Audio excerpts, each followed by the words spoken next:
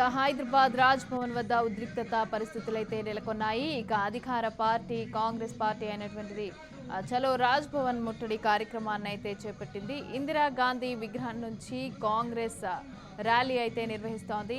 ఇక ఖైరతాబాద్ సర్కిల్ నుంచి lake view వరకు కూడా ర్యాలీలో సీఎం రేవంత్ రెడ్డి పాల్గొన్నారు. అదేవిధంగా కాసేపట్లో ర్యాలీని ఉద్దేశించి అయితే ప్రసంగించనున్నారు.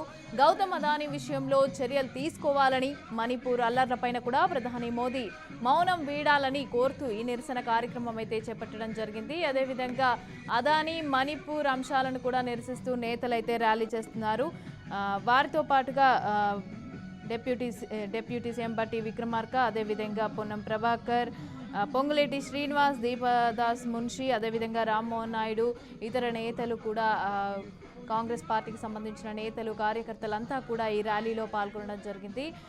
మనం చూడొచ్చు ఎక్స్క్లూజివ్గా చలో రాజ్ భవన్, మోదీ అదానీ బాయ్ బాయ్ అంటూ ఒక ఫ్లెక్సీని కూడా వాళ్ళు పట్టుకొని ముందుకు వెళ్తున్న పరిస్థితులను అయితే మనం అక్కడ చూడొచ్చు. అదేవిధంగా పోలీసులంతా కూడా తాళ్లతో సెక్యూరిటీ పర్పస్గా తాళ్లతో వాళ్ళందరినీ కూడా చుట్టూ సెక్యూరిటీ కల్పిస్తున్న విజువల్స్ని కూడా మనం ఎక్స్క్లూజివ్గా బీఆర్కే స్క్రీన్ పైన మనం చూడొచ్చు.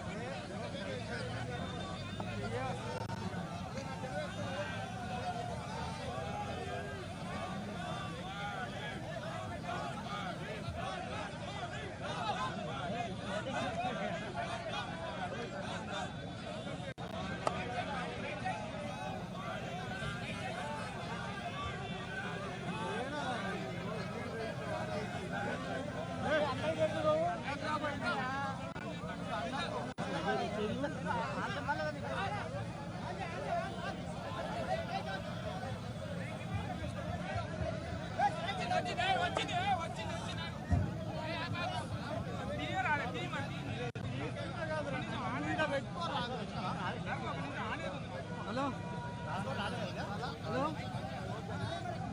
లైవ్ మైక్లు ఏడున్నా నీకు తెలియదా? ఏడున్నా ఇన్నే ఉన్నా డీసెంలా